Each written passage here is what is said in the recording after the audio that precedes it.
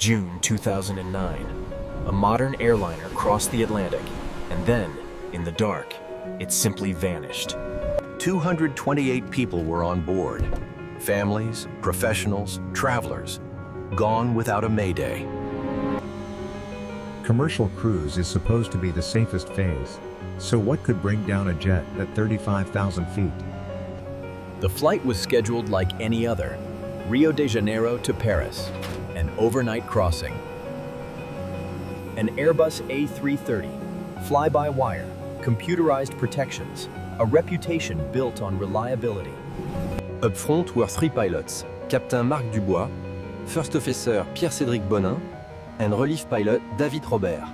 The jet accelerated, lifted, and climbed into the night. Another crossing, another set of lights fading behind it.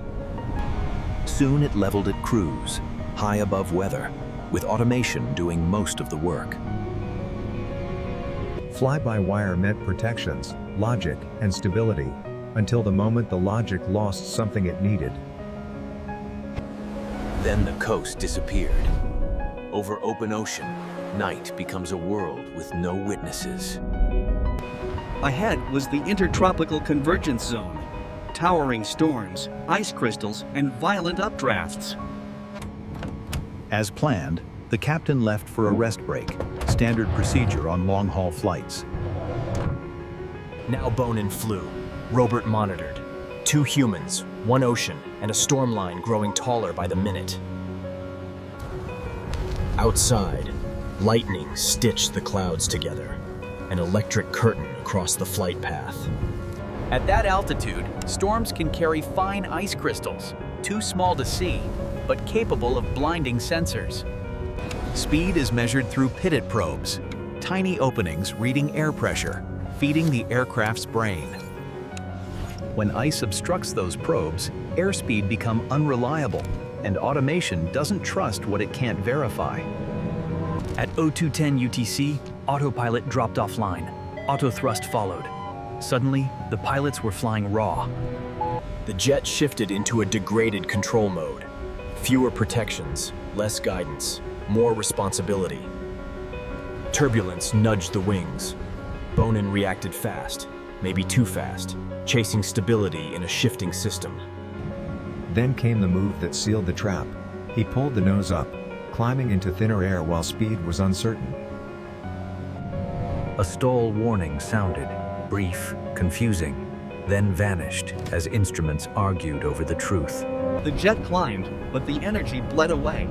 At high altitude, margin is thin. One wrong move becomes a cliff. Robert tried to make sense of it, cross-checking sources, hunting for the one number they could trust. They called the captain back. But seconds in aviation can be longer than miles. The airspeed readings began to normalize, but the aircraft was already in a dangerous attitude. The A330 entered a stall, wings no longer producing lift, yet the nose stayed high, as if trapped in the wrong idea. It's the kind of fall that feels impossible, the nose pointed up, while the whole aircraft sinks like a stone. Bonin kept pulling, an instinct to climb away from danger, yet in a stall, pulling is the opposite of rescue. With stress rising, coordination broke down. 2 pilots, multiple inputs, and a system no longer shielding them from error. Captain Dubois walked back into a cockpit already in crisis. Alarms, confusion, and altitude disappearing. The key wasn't complicated. The aircraft was stalled. But the situation didn't feel like a stall to them. They were falling for minutes, an eternity, while the ocean rose invisibly through the storm. Stall recovery demands the same brutal truth every time. Lower the nose, regain speed, then climb. Instead, the nose remained high, because the human mind, under fear, clings to the wrong certainty. At the end, there was no time left to trade altitude for speed. Physics closed the argument. The aircraft struck the Atlantic, and in a single moment, 228 lives were extinguished. Hours later, controllers called and called. Nothing came back. Brazil and France launched a massive search over an ocean with no radar coverage and shifting currents. From above, the Atlantic looks infinite. Finding anything is like searching for a pin in moving darkness. Search crews spotted debris and oil slicks, some false leads, some heartbreaking confirmations. They began recovering what they could, carefully, respectfully, while families waited for answers. But without the recorders, the cockpit voice, and flight data, investigators were nearly blind. In the absence of facts, theories multiplied. Terror, sabotage, mysteries, anything to fill the void.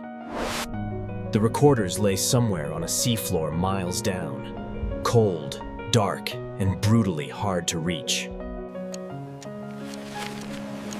It took nearly 2 years before the ocean finally gave up the evidence. In May 2011, search teams recovered the recorders, and finally, the aircraft could speak again. Investigators synchronized voice and flight data to reconstruct a chain of events, second by second. The initiating event was pitot probes obstructed by ice crystals, triggering unreliable airspeed and autopilot disconnect. The rest was a human chain.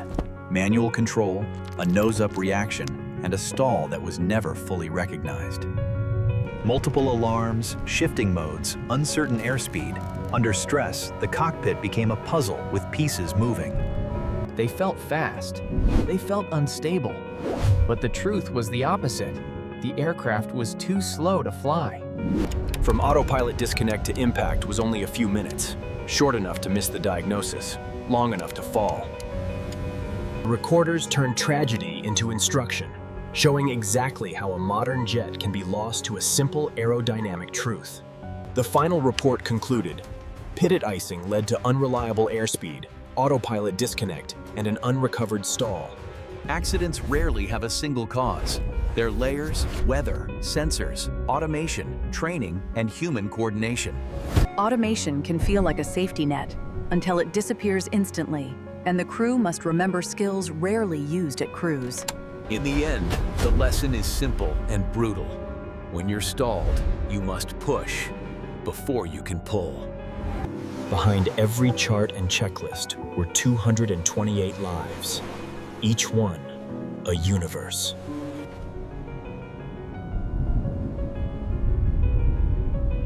A modern aircraft didn't fail. Storm band, pitot icing, autopilot off, nose up, stall, 4 minutes of descent. Afterward, airlines and regulators emphasized training, unreliable airspeed, high-altitude stalls, and crew coordination. Equipment, too, evolved. Because safety is written in the details no one notices until they matter. The safest decision is often the boring one. Avoid the worst cells, accept the detour, respect the sky. Even now, the Atlantic keeps its silence, holding fragments like a locked diary beneath miles of water. This story isn't a spectacle. It's a warning, written in loss, and a demand that we learn. A storm, sensor confusion, a degraded system, and the hardest thing of all, making the right move under fear. When the aircraft tells you, stall, believe it, then do the one action that feels wrong. Push to fly again. If you want more aviation mysteries explained with clarity and respect, stay with this channel. What part of this chain surprises you most? The sensors, the automation, or the human instinct under pressure? Over the Atlantic, the sky returned to normal. But the lesson remained, carved into aviation history. Air France 447, how a modern jet was lost in the dark, and why the world had to learn the hard way. Thank you for watching.